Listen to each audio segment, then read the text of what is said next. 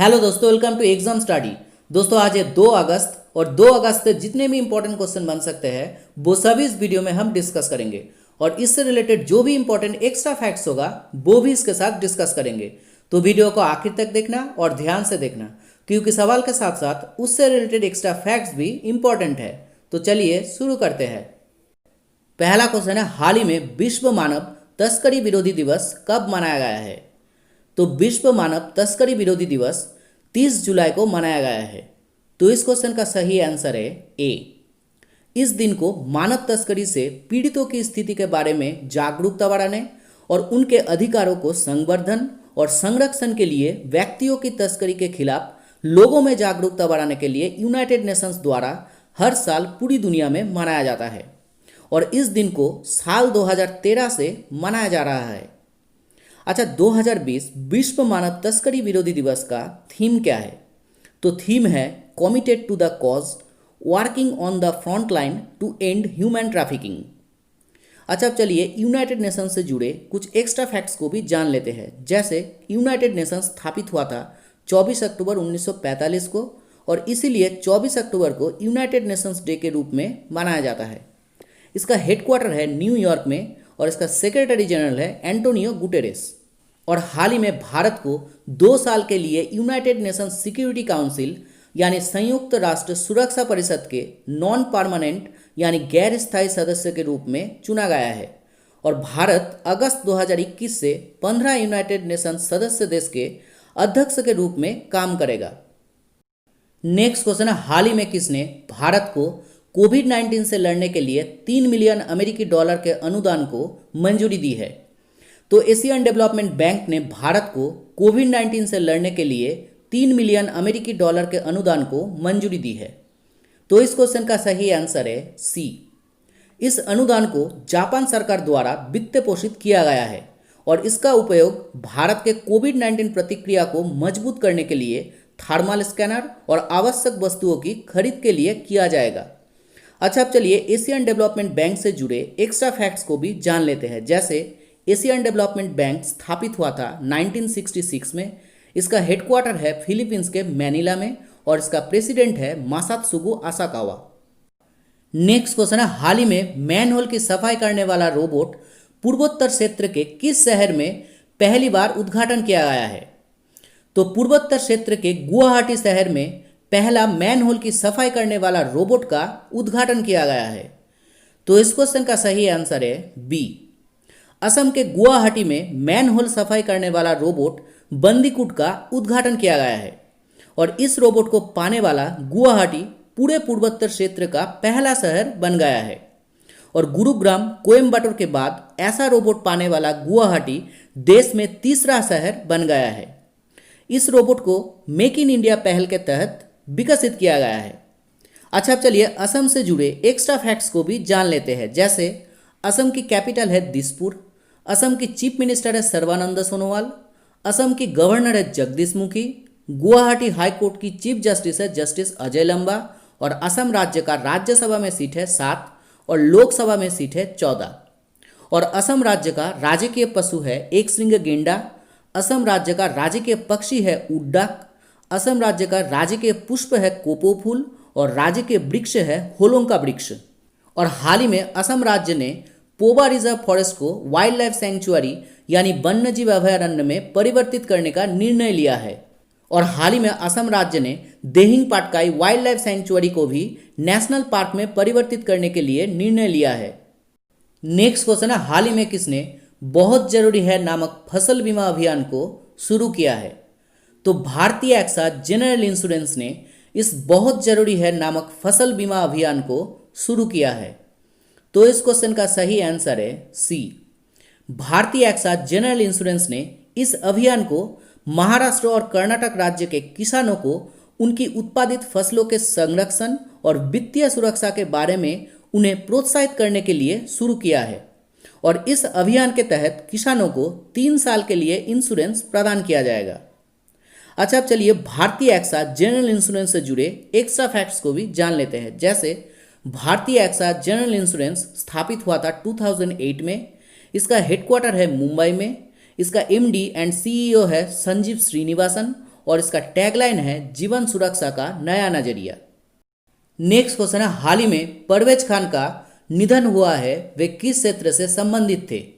तो परवेज खान बॉलीवुड के एक दिग्गज एक्शन डायरेक्टर थे। तो इस क्वेश्चन का सही आंसर है बी। ये है बॉलीवुड के famous action director Parvez Khan और हाल ही में इनका निधन हो गया है। नेक्स्ट क्वेश्चन है, हाल ही में किसे पेटीएम मनी के सीईओ नियुक्त किया गया है? तो वरुण श्रीधर को पेटीएम मनी के नए सीईओ नियुक्त किया गया है। तो इस क्वेश्चन का सही आंसर है ए।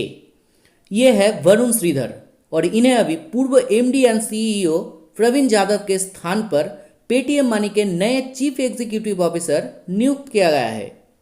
अच्छा, पेटीएम स्थापित हुआ था 2010 में और इसकी स्थापना विजय शेखर शर्मा ने किया था।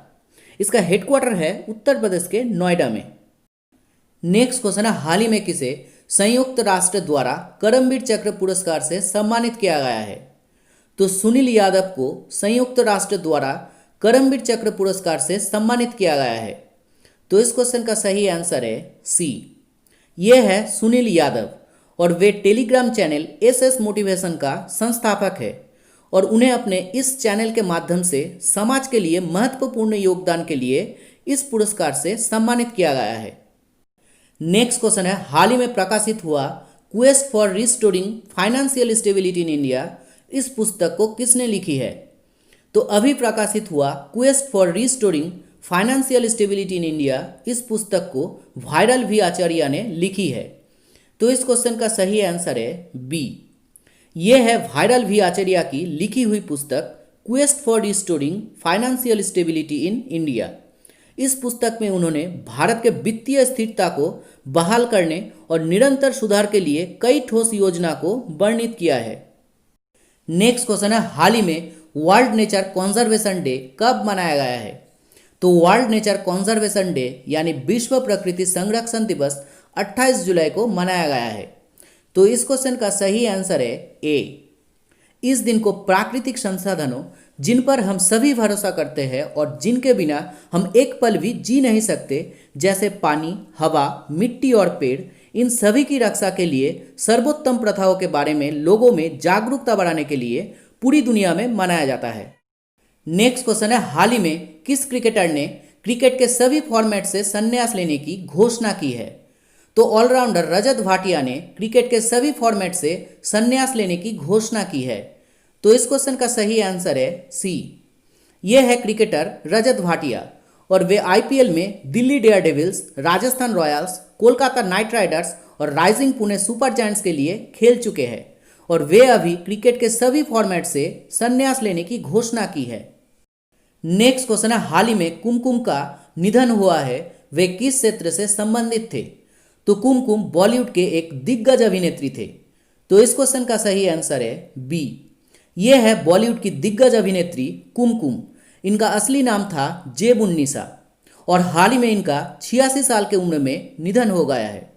उन्होंने 100 से भी ज़्यादा फिल्मों में अपनी भूमिकाएं निभाई थी, जिसमें मदर इंडिया, ललकार, आंखें, गीत, ये सभी शामिल है। नेक्स्ट क्वेश्चन है, हाल ही में किसे प्रधानमंत्री नरेंद्र मोदी के नए निजी सचिव नियुक्त किया गया है?